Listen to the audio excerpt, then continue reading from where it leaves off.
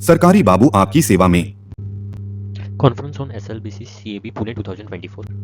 What is SLBC? सबसे पहले state level banking committee होती क्या है? तो स्टेट लेवल बैंकर कमेटी को प्रपोज किया गया था 1977 में।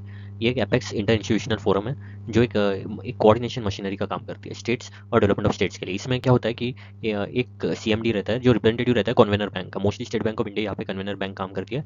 ये सारे बैंकों के रिप्रेजेंटेटिव को मीटिंग में इन्वाइट करते हैं, जैसे RBI, NABARD, RRB, payment bank, small finance bank, सबके यहाँ से कुछ रिप्रेजेंटेटिव आते हैं। ये सब मिलकर एक डिस्कशन करते हैं और उसी को स्टेट लेवल बैंकर कमेटी कहते हैं। तो इसके फंक्शंस क्या क्या होते हैं? तो सबसे पहले ये फाइनेंशियल इंक्लूजन की जितने भी स्कीम है, जैसे प्रधानमंत्री जनधन योजना, सुरक्षा बीमा योजना, जीवन ज्योति योजना, किसान कल्याण योजना, जो भी गवर्नमेंट की स्कीम है जो बैंकों द्वारा चलाए जाते हैं या बैंकों के द्वारा लोगों तक पहुंचाए जाते हैं, उन स्कीम्स का रिव्यू करते हैं। ये मतलब उनको चेक करते हैं कि वो सही से चल रहे हैं कि नहीं, क्या दिक्कतें आ रही है। फिर क्रेडिट डिस्बर्समेंट, कई बैंक जो किसानों को लोन देते हैं सस्ते दरों में या किसी स्कीम तहत, तो उन लोन्स का भी रिव्यू करते हैं, किया जाता है। फिर फार्मर इनकम डबल करने की बात चल रही है 2022 से, उस बारे में भी यहाँ पे डिस्कशन होते हैं। फिर एनपीए के पोजीशंस के बारे में डिस्कशन किए जाते हैं। बैंक में अगर नॉन परफॉर्मिंग एसेट्स से ज़्यादा हो रहे हैं तो उसे कैसे कंट्रोल किया जाए, ये सारे बैंकों के लोग इकट्ठा आके डिस्कशन करते हैं। उसके अलावा जो लोन्स है, मान लो अगर कोई नेचुरल कैलेमिटी आ गई, जैसे बाढ़ आना या फिर बारिश का ही नहीं आना, तो ऐसे में किसानों के जो भी कर्ज लिए रहते हैं वो चुका नहीं पाते। तो ऐसे कर्जों को रिस्ट्रक्चर किया जाता है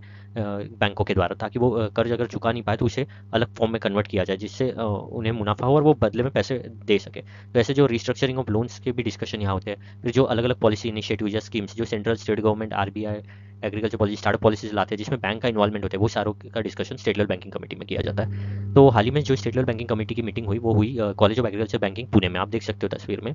और इसका थीम था bridging gaps to build a future. ये इस मीटिंग का थीम था और इसे अटेंड किया था श्री स्वामीनाथन जे, जो कि डेप्यूटी गवर्नर है रिजर्व बैंक ऑफ इंडिया के, और उन्होंने एक बढ़िया स्पीच भी दी इस मीटिंग में। तो कुछ हाइलाइट्स मैं बता दूं। सबसे पहले तो इस मीटिंग का जो मेजर टॉपिक था वो ये था, strengthening a credit delivery for inclusion sustainable growth. मतलब बैंकों के द्वारा क्रेडिट या लोन का किस तरह से लोन प्रोवाइड करना आम लोगों को, ताकि ग्रोथ हो इकोनॉमी में, आम लोगों की ग्रोथ हो, ये सब का डिस्कशन हुआ था। इसके अलावा इसमें जो फाइनेंशियल इंक्लूजन इंडेक्स है जो आरबीआई ने निकाला, जो 3 चीज़ें डायमेंशन पे चेक होता है, एक्सेस, यूसेज, क्वालिटी, वो सारी चीज़ों पे डिस्कशन किया। इसके अलावा इसमें 4 की पॉइंट्स हमारे स्वामीनाथन जी, जो कि डेप्यूटी गवर्नर हैं आरबीआई के, उन्होंने रखे। पहला पॉइंट रखा effective coordination with government and NGO, दूसरा प्रॉपर प्लानिंग, तीसरा लेवरेजिंग टेक्नोलॉजी और चौथा फाइनेंशियल इंक्लूजन। अब हम विस्तार में आगे एक एक पॉइंट देखते हैं। तो सबसे पहले effective coordination government and NGO. तो इसको करने के लिए इसी मीटिंग में लीड बैंक की बात की गई कि जो डिस्ट्रिक्ट एडमिनिस्ट्रेशन है वो लीड बैंक स्कीम थ्रू होना चाहिए। अब गवर्नमेंट का मेजर इशू ये रहता है कि उनको उनकी स्कीम्स बोलो, उनके पॉलिसीज बोलो, वो दूर दराज गाँव तक पहुँचाने रहता है या गाँव के लोगों तक। तो उसे पहुँचाने के लिए गवर्नमेंट ने ये लीड बैंक स्कीम निकाली। लीड बैंक स्कीम बेसिकली क्या होता है, हर डिस्ट्रिक्ट में एक बड़ी बैंक होती है, जैसे mostly state bank of India पकड़ लो या बैंक ऑफ इंडिया बोलो, तो वो जो बड़ी बैंक है इसको लीड बैंक बनाया जाता है। उसके अलावा जो छोटे मोटे कोऑपरेटिव बैंक है सब उस लीड बैंक से जुड़े रहते हैं।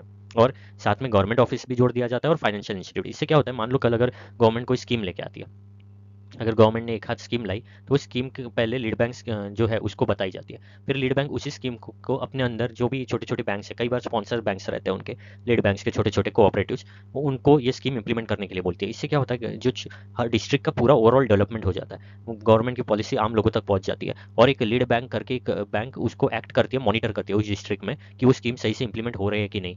तो ये एक फ़ायदा है। मतलब आरबीआई हर जगह ध्यान नहीं दे सकती, लेकिन अगर लीड बैंक बना के डिस्ट्रिक्ट्स में रखे तो वो एक विजिलेंस का काम कर सकते हैं या इम्प्लीमेंट कर सकते हैं। ये बिल्कुल उसी तरह है जैसे हर छोटे छोटे एरिया में आप एक एमएलए सिलेक्ट करो या अब एक पार्टी का नेता एक पर्टिकुलर एरिया को डेवलप करता है, वैसे लीड बैंक का कंसेप्ट लाया है जो एक पर्टिकुलर डिस्ट्रिक्ट को डेवलप करे। फिर है प्रॉपर प्लानिंग। प्रॉपर प्लानिंग में बात की गई कि जो एनुअल क्रेडिट प्लान्स है उसको प्रिपेयर किया जाएगा। मतलब अभी जो इतने भी बैंक्स है जो साल भर में जितना भी क्रेडिट या लोन्स देते हैं किसी भी फॉर्म में, क्रेडिट कार्ड फॉर्म में बोलो, डायरेक्ट लोन बोलो, इनडायरेक्ट लोन्स बोलो, वो जितने भी है उनका एक प्लान बनाएंगे साल का और उसको इवैल्यूएट किया जाएगा। फिर आरबीआई ने एक डक्स पोर्टल लॉन्च किया, वेब एप्लीकेशन, जो सुपरवाइजरी प्रोसेस करता है, मतलब मॉनिटरिंग और इवैल्यूएशन करेगा बैंकिंग कल्चर को, एनबीएफसी कल्चर को। तो ये प्रॉपर प्लानिंग के हिस्से में ये बात की गई। फिर है लेवरेजिंग टेक्नोलॉजी। तीसरा पॉइंट जो स्वामीनाथन जी ने रखा वो है लेवरेजिंग टेक्नोलॉजी। उन्होंने कहा कि कई फिनटेक्स का यूज करना चाहिए। फिनटेक्स मतलब फाइनेंस और टेक्नोलॉजी, दो चीज़ें मर्ज करके कुछ ऐप्स बनाए गए जो फाइनेंशियल पर्पज के लिए यूज होते हैं। उन्होंने ऐप्स के अलग अलग एग्जाम्पल, जैसे डिजिटल लेंडिंग के काम आ जाते हैं, क्राउड फंडिंग प्लेटफॉर्म्स के काम आ जाते हैं, मोबाइल बैंकिंग के काम आ जाते हैं, रेगटेक के काम आ जाते हैं, मतलब रेगुलेशन टेक्नोलॉजी, इंश्योर टेक मतलब इंश्योरेंस रिलेटेड टेक्नोलॉजी, फिर payments, blockchains, robo advising, stock trading apps, अगर आप ये सब देखो ये कुछ नहीं है, फिनटेक चीज़ है और ये फिनटेक को ज़्यादा से ज़्यादा बढ़ावा देना चाहिए, प्रमोट करना चाहिए, ऐसा आरबीआई डिप्टी गवर्नर का कहना है। और digital loan processing platforms implement करना चाहिए, क्योंकि ये पूरा थीम जो था इस मीटिंग का क्रेडिट डिलीवरी पे था। तो उन्होंने कहा कि हमें फिनटेक का यूज करना चाहिए, टेक्नोलॉजी का ऐप्स डेवलप करना चाहिए जिससे लोन आसानी से मिल पाए। जैसे उन्होंने 5 स्टेट्स के नाम लिए, केरला, तेलंगाना, आंध्र प्रदेश, त्रिपुरा और तमिलनाडु। ये फुल्ली डिजिटली एनेबल स्टेट्स है, मतलब इन्होंने अपने डिस्ट्रिक्ट्स को फुल्ली डिजिटली एनेबल कर दिया। इनके डिस्ट्रिक्ट के बैंकिंग सर्विसेज सब घर बैठे आप विद इन 1 क्लिक एक्सेस कर सकते हैं। कुछ एग्जांपल अगर मैं आपको बताऊं फिनटेक के, तो जैसे पेटीएम में आप देख सकते हो, इसमें आपको कंप्लीट सॉल्यूशन प्रोवाइड किया जाता है, मोबाइल रिचार्ज से लेकर गैस बिल। इसमें आप सिर्फ बैंक अकाउंट लिंक कर दो, आप तरह तरह की चीज़ें कर सकते हो, स्कैन कर सकते हो, इलेक्ट्रिसिटी बिल पे कर सकते हो। फिर फ़ोन पे भी सेम इस पे बना है प्लेटफॉर्म पे।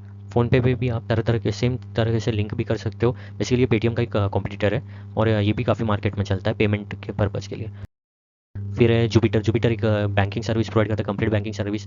ये ऐसे तो ये फेडरल बैंक से जुड़ा हुआ है और ये एक एप्लीकेशन ऐसा है जो आपके बैंकिंग स्टेटमेंट्स आपको दे देता है, अलग अलग तरह के रिपोर्ट जनरेट कर देता है, आपके स्पेंड एनालिसिस बता देता है। मतलब अभी लोगों को सिर्फ बैंकिंग सर्विस अकाउंट खोलना नहीं रहा या क्रेडिट लेना नहीं रहा, बल्कि बैंकिंग सर्विस में लोगों को फुल एक रिपोर्ट प्रोवाइड करना, उनके लोन्स कितने हैं, उनका स्पेंड क्राइटेरिया क्या है, ये सब चीज़ें आपको जुपिटर थ्रू मिल जाती है। उसके अलावा कैशबैक्स ऑफर्स। फिर है वजीरेक्स पी टू फिर वजीरेक्स P2P, ये भी एक ट्रेडिंग प्लेटफॉर्म है जिसमें आप क्रिप्टो करेंसी में ट्रेड कर सकते हो। इसमें आप small portion of crypto currency खरीद सकते हो, ट्रेड कर सकते हो, बिल्कुल आपके जेरोडा की तरह। वो स्टॉक मार्केट में ट्रेडिंग कराता है, ये क्रिप्टो में ट्रेडिंग कराता है। फिर पॉलिसी बाजार, ये एक तरह का इंश्योरटेक का एग्जाम्पल है जिसमें आप तरह तरह के कंपनी की पॉलिसीज कंपेयर कर सकते हो और अपने लिए और अपने फैमिली को सुरक्षित करने के लिए मेडिक्लेम ले सकते हो। मेडिक्लेम आप समझते हो कि आपकी मेडिकल ज़रूरत के वक्त, आज आप जानते हो हेल्थ का इन्फ्लेशन कितना है हमारे देश में, तो ऐसे में हर किसी को मेडिक्लेम लेना बहुत ज़रूरी है, ताकि कल अगर कुछ चीज़ें बिगड़ गई तो उन्हें एक सहारा मिलने के लिए, एक फैमिली को सेफ रखने के लिए एक मेडिक्लेम की अमाउंट होना बहुत ज़रूरी है। सबसे ज़्यादा खर्चा लोगों का हेल्थ में ही होता है। तो ऐसे में ये कवर जितने भी है मेडिक्लेम से ये काम आते हैं। तो ये पॉलिसी बाजार आपको एक अपॉर्चुनिटी प्रोवाइड करता है अलग अलग कंपनी की पॉलिसीज़ को कंपेयर करने की। अ, ये भी एक तरह का फिनटेक है। उसके बाद चौथा पॉइंट जो डिस्कस किया गया वो फाइनेंशियल इंक्लूजन मतलब एक नॉलेज अवेयरनेस प्रोवाइड करना आम लोगों तक फाइनेंस के रिलेटेड। इसके लिए गवर्नमेंट ने कई स्कीम लाए, जैसे मनी मतलब मोबाइल एडेड नोट आइडेंटिफायर। ये उन लोगों के लिए जो आँख से देख नहीं पाते, उन लोगों के लिए नोट, अंधे लोगों को नोट आइडेंटिफाई करने के लिए एक टेक्निक है मनी।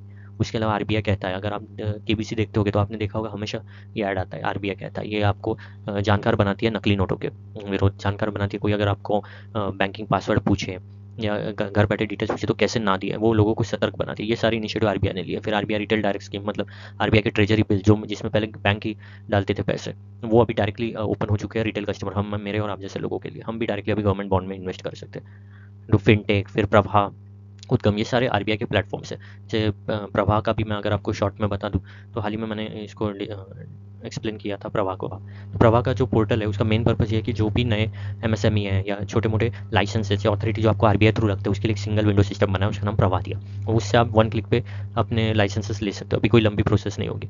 उसके अलावा Udgam stand for unclaim deposit gateway to access information. ये एक ऑनलाइन पोर्टल है जो आरबीआई ने बनाया, जिससे आप अपने अनक्लेम डिपॉजिट अकाउंट्स जो होते हैं, कई बार लोगों के अकाउंट्स होते हैं किसी बैंक में और फिर वो गुजर जाते हैं, उनके जो बेनिफिशियरी या नॉमिनीज होते हैं उनको पता ही नहीं रहता कि उनके अकाउंट्स भी थे जिनकी डेट हो गई। तो ऐसे में ऐसे जो पैसे रहते हैं वन क्लेम डिपॉजिट्स में चले जाते हैं। अभी उसको भी आप ट्रेस आउट कर सकते हैं उद्गम से।